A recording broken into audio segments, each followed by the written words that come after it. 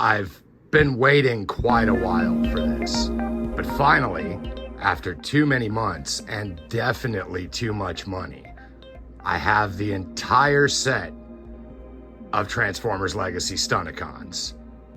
And that means it's time to put together Menasor. So let's take a look at them. So where else would we start but Motormaster? You can go on the TF Wiki or watch the G1 cartoon and learn all sorts of interesting facts and find different characterizations of this guy. You know, there's a shit ton of lore. Most of it I don't know anymore. You know, I watched the cartoon when I was a kid and there was this big purple, black, and silver truck, and to me, that was incredibly badass. Even more so because he combined with all his teammates and fucking Voltroned up into Menasor.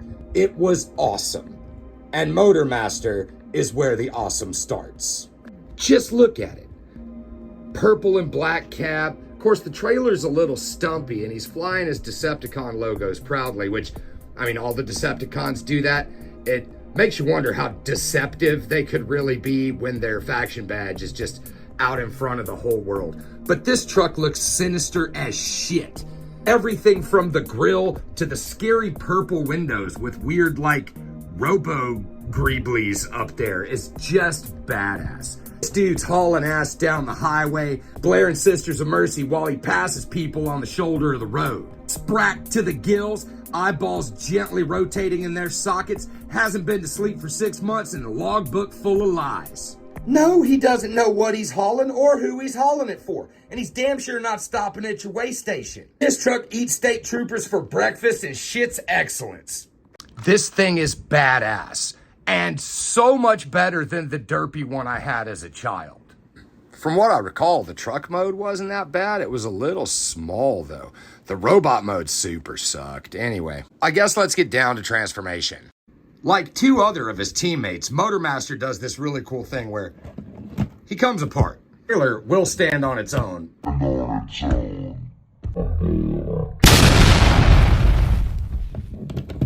As long as you fold this out properly and don't do what I just did, which means that son of a bitch, the trailer will stand on its own. Behold. This kind of thing never happened with that derpy little G1 toy.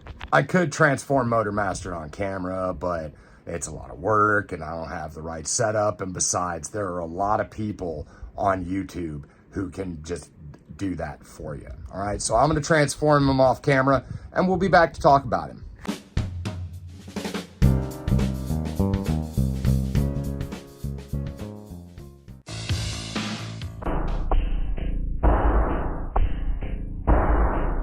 These boots are so gothic, they've been made out of truck. Like, you just know, those flare legs, all the chrome, it's the envy of all his friends under the bridge.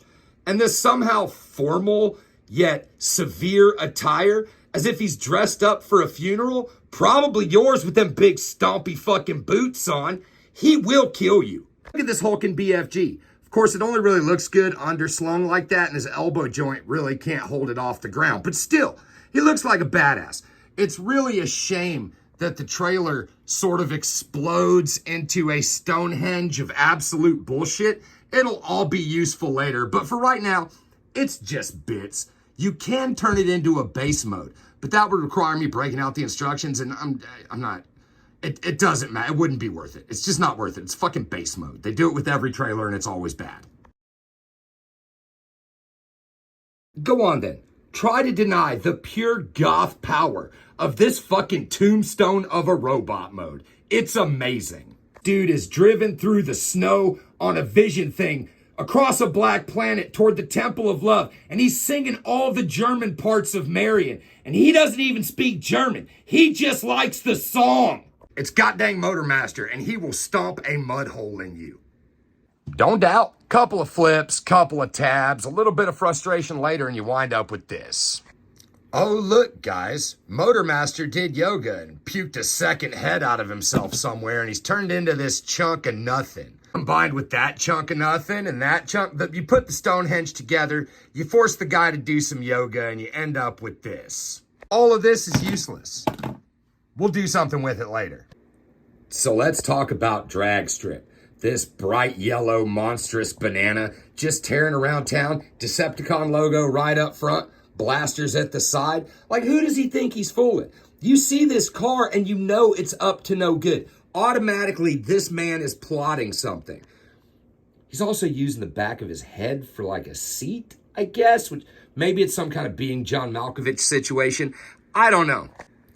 Regardless, it's a pretty sweet looking car mode. And yeah, I did use some chrome pen to kind of, jazz up the wheels. I hate those mushroom pegs, but the car mode itself holds together pretty well. And it's really sort of cool looking. Yeah, it's definitely cool looking. Now, admittedly, it hit 8-year-old me with a power that it doesn't hold today. But the figure's so much cooler than the one I had as a kid, That was junk too. I can move my arms. Yeah, and like literally nothing else. You've got one giant foot. Fucking posability of a ruler, right?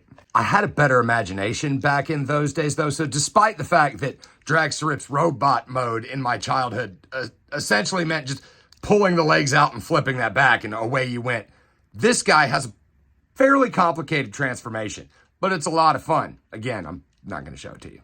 Dragstrip, man. What can I say about this guy? It shouldn't work for me. For 1,000 reasons, it shouldn't work for me. Maybe just the combination of yellow and baby food brown.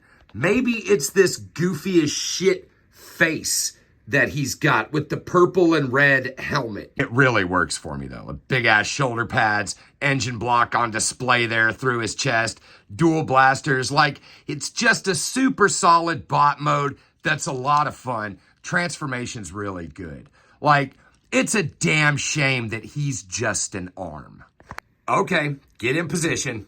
Let's make him an arm. You take this piece of junk that came off our Stonehenge over there, and you flip this and tab that and put this back in car mode. You want it back in car mode. Robot mode was nice, but it's over now. And this is gonna go onto this, for which I need both hands. Got him all good and lined up. You just squeeze. You squeeze them together real tight, like so. Gotta like bend it and you gotta, just kidding. Just gonna rip the car in half. Just gonna tear it apart like that, which is pretty ingenious. It gives the arms extra length and an elbow joint. In the old version of this, you just slapped a fist into the ass end of Dragstrip and called it a day. Super undignified. Okay, so dead end. He's a pretty sweet looking car mode. I'm not a car guy. I don't know what the hell kind of car this is. His rear end doesn't tab together the best. I'm sort of sporty little Mazda. Fucked if I know. It could be a Porsche. It wouldn't turn your head too hard if you saw it parked out of an Applebee's on a late Friday night. Or maybe some slightly more upscale place where like all the college kids go and there's a live band on Friday. You see this little Mazda looking shit out there and you're like, nice car, but that's pretty much the end of it, right? Okay, I looked it up. It's like a Porsche 928. Put down the fucking pitchforks, okay? It's fine. Doesn't have the Porsche license anyway, so it's just Porsche adjacent. I still maintain it looks like a fucking Mazda. In robot mode though, this dude's super, super sweet. Like, everything about him is good. As long as you're just looking at him from here, Like, look at it. It's pretty good. Until you get to these legs. They did this dude dirt. Do you really call those feet? And look at the back of those legs. That is a nightmare. This dude has... Fine, lay there. It's actually a better view to show off what I'm saying. Look how thick the back of this dude's legs are. The backpack compresses pretty nicely. Altogether, pretty sweet looking robot mode. From here up, once you get down here, that's absolute trash. Like, you couldn't think of anything better to do. It's still 1,000 times better than the G1 version. Fucking G1 version? I don't even remember what that guy looked like. I could probably guess. I'd probably guess it looked something like... Dear gods, what is that? All right, looking at the G1 version, I guess weird fucked up lower legs was just kind of a theme. Maybe it's homage. maybe Hasbro is more brilliant than we give them credit for. Because fucked up legs and weird feet or no, this one is way better than that one. I must have had a way better imagination back then. Basically, the exact same transformation that you did for drag strip will get dead end back into car mode. Except this fucking friction joint on the hood. Thanks a lot, Hasbro. I mean, I can put it back on no problem, but it shouldn't pop off every time I'm trying to transform him. Do I even fucking like these things? Okay, so we're back in car mode, and now he's going to be the left arm of Menasor. Just real quickly, during the transformation of this thing, wheels popped off, the hood popped off the friction joint. Like the QC on my copy, really bad, which is a shame because it's a cool looking car and a cool looking robot, but it's not fun getting it from one to the other. You know, it just sort of explodes. And maybe it's just that I'm old and clumsy and I've got these big fucking Wreck-It Ralph hands, but it's not the greatest experience. Let's just get him on the arm. Same deal as with drag strip. You just squeeze, you know? You get him on there and you squeeze. And now we'll break him in half. Start by separating it there. You just extend that piece down and clip it like so. So the body is now uneven. You're gonna do the same thing down here. Till you've got something like this, and then you just pop the wheels down. I realized that probably made no sense and was impossible to follow, but I told you I didn't have the setup to transform things on camera. And so here he is, Legacy Menasor in his combined mode. I gotta say, I think Hasbro did a really great job on this guy. Like the sculpting, the paintwork, everything is just sort of fantastic. I really like how the cars detach and become the arms with elbow joints and, oh shit. It's you two. Real form police. This whole project is getting away from me. I'm gonna have to charge my phone. I'll be back. All right, I'm back, but I'm really sleepy and I've got work tomorrow, so we're just gonna try to push through this, okay? What do you think? Let's go for it. Convenient as well, because Wild Rider and Breakdown are exactly the same figure. Look past the paint apps and the different colors in the windshield, and the similarities are pretty striking. In fact, it gets even worse. Take away this dipshit's boomerang spoiler. I mean, look at that. It's basically the same guy. They transform exactly the same. Most of their pieces are exactly the same in car mode. And then in robot mode, it's basically the same thing again. I mean, look at these two Super Sentai looking sons of bitches. Obviously, they're related. It's like a Ken and Ryu situation, and there's a couple different options for how you can deal with the back kibble. Neither one looks great. I think they're really okay for all that. Like, they look like a couple of little menacing goons, you know? It's practically perfect for what they are. A couple of stompy stomp boys. Or, I mean, Wild Rider is, anyway. Breakdown's a dipshit who doesn't have another blaster, and everybody hates him for bringing that boomerang spoiler. Always picked last. I mean, compare that to the G1 counterparts, you know, the toys they originally were. These toys, and I don't see what we're complaining about. Except maybe the fact that Hasbro keeps jacking up the price of these things. Windowless packaging. We're buying our own toys now, and they're becoming ridiculously expensive, like driving me and others more towards the import market all the time, because if you're going to be paying $30 fucking for a Marvel Legend or a basic Transformer, you might as well hold off and buy something way cooler, you know? Collecting on a budget is increasingly impossible. Fine, I guess it's not like it's fucking necessary for survival, but it makes me feel good, you know? There's not a lot of that in the world. Hey, look, everyone. Car crash mode. And then their feet. You may be asking yourself, though, where did Breakdown and Wild Rider go? Did we go through all of that just for them not to be visible in the final combined mode?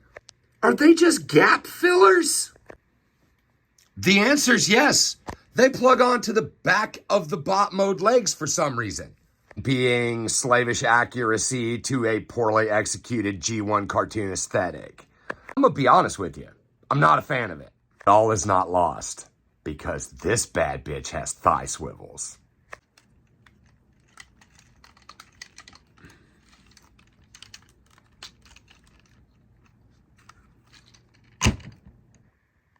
Okay, yes, obviously it's not a perfect solution and we've lost the knee.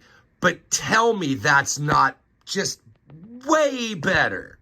That's how he's getting displayed until I don't know, can't deal with it anymore and get one of those DNA design upgrade kits for too much money. Anyway, there's Menasor. One robot made out of 5 other robots smashing together into a hive mind. There's a feeling of joy having completed it, and a bit of sadness. But all in all, it's been fun. And thank y'all for sharing it with me. Spend a little time making yourself happy, however you can. And then their feet.